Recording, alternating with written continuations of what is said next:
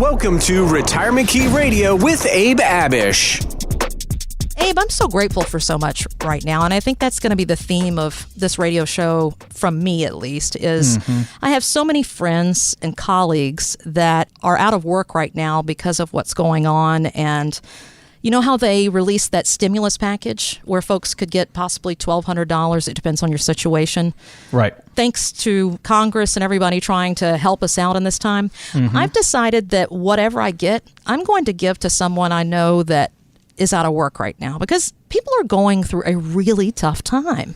Yeah, we've had a few clients lose their jobs, and I think they'll hopefully get picked right back up once all this dust settles. But man, I feel so much for retail businesses. Just going up to your local pizza shop and restaurant and bar and just retail in general. Yes. Man, all these parking lots are just empty, and I can't imagine how badly that's going to impact businesses. And I think we'll see the ripple effect over the next few months with unemployment and how this is going to impact us all. But man, it's just it's really unfortunate. But the fortunate thing that is happening here is people are nicer. They're just more considerate of each other. Are you noticing that? Oh, yeah. Shelly and I just went for a bike ride the other day on the W&OD Trail. We live in Leesburg, and the trail's kind of right behind our house, really. We just hop on, and, we can ride all the way down to Purcellville, Virginia, which is about 12 miles west of Leesburg. And we didn't go that far. It was our first time out on the bikes this spring. But what we noticed is that, man, people were almost looking for interaction. I would just offer a hello and hey and smile at them, and they would smile right back. Well, they're tired of staring at their family only. Exactly. And in the DC metro area, people can kind of tend to stick to themselves and not be so courteous and friendly at times, or perhaps oftentimes. But what we noticed the other day is people are just, they're just eager to give you a smile back and say hello and, hey, we're all in this together. So I thought that was really interesting, and everybody's kind of just making sure everyone's okay. Our neighbors have been asking, hey, if you need anything, let us know. And really, we've been asking that to our clients and prospective clients, especially those that are older.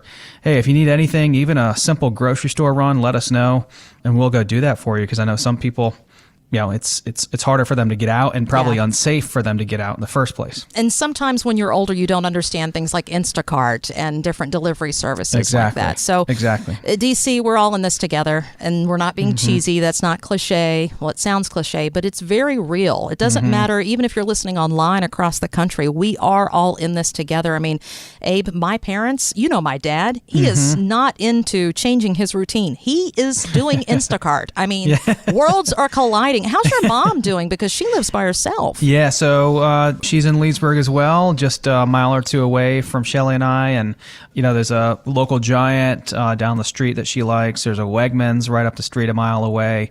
And what's nice is that they've opened up special hours for seniors earlier in the morning. And that's when she likes to go, to be there with people her age, and that's what she's comfortable with. So I think we'll definitely see a lot of changes after this virus thing goes away, and perhaps that's one of them, opening up a special window of hours for senior citizens. I think it's a great idea, I think we'll see a lot more of those types of things happening once all this dust settles. Abe, you're talking about how the economy moving forward, we're really going to just have to wait and see how this pans out. And that's the terrifying part. It's the unknown. We don't know what's going to happen. Yes, we can, if we're picking up food to go or having it delivered safely, we can overtip those guys and girls and do our best to support local businesses. But what is the long-term effect?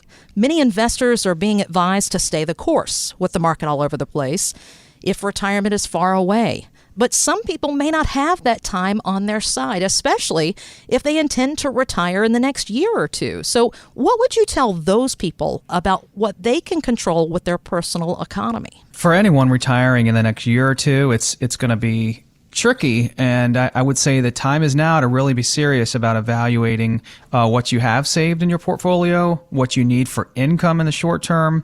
If this 20 or 30% loss is really going to hurt you long term, or if you have enough money to get through this downturn. Do you have enough cash on the sidelines?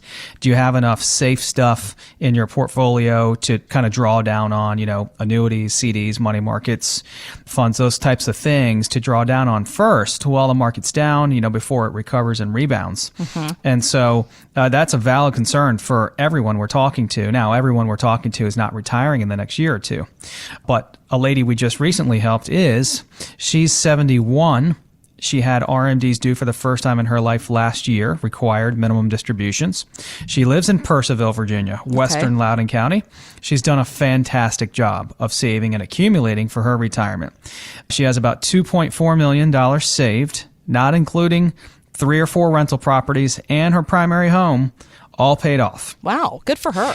She came to an educational workshop of ours in January before all this mess happened with the virus. And we set up appointments, one in person before the virus, and then from there we've had virtual appointments with her. One thing we always ask people, probably the most important question is, Kristen, hey, what is your risk tolerance? On a scale of 1 to 10, 1 being very conservative, you never want to lose a penny, 10 being very aggressive, very risky, you can handle up 30s, down 30s. Where are you on the scale?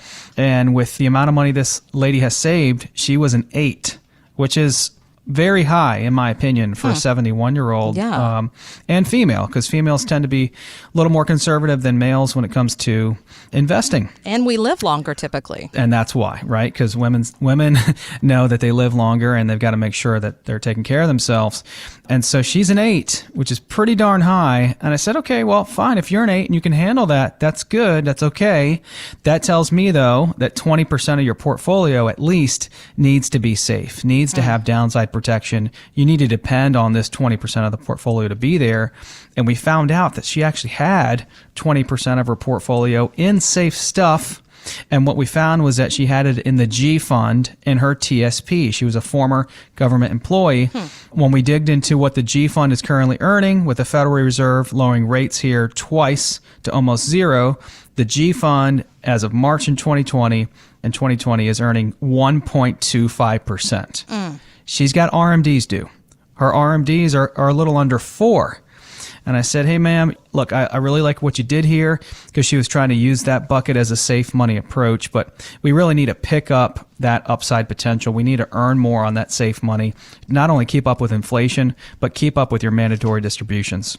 Stories like that are a good reminder that we need to be in tune with what's happening with our money. It's almost like we're addicted to what's happening on the news, and that's not very healthy. Frankly, I've done a good job trying to separate myself from that, only checking in for the evening news, and that's it. It's overwhelming because we need to be focused on things like this, what we can control, which is staying safe, staying home, and our personal economy. You have more control over that than you realize. The unknown is the scary part. But you can schedule your virtual analysis by phone or by simple video conference and accomplish the same thing this lady did. Better understand your numbers. And don't worry, if technology is not your forte, that is completely fine. Team members can walk you through how to do this very easily. Set that up through retirementkeyradio.com. Find out more at retirementkeyradio.com.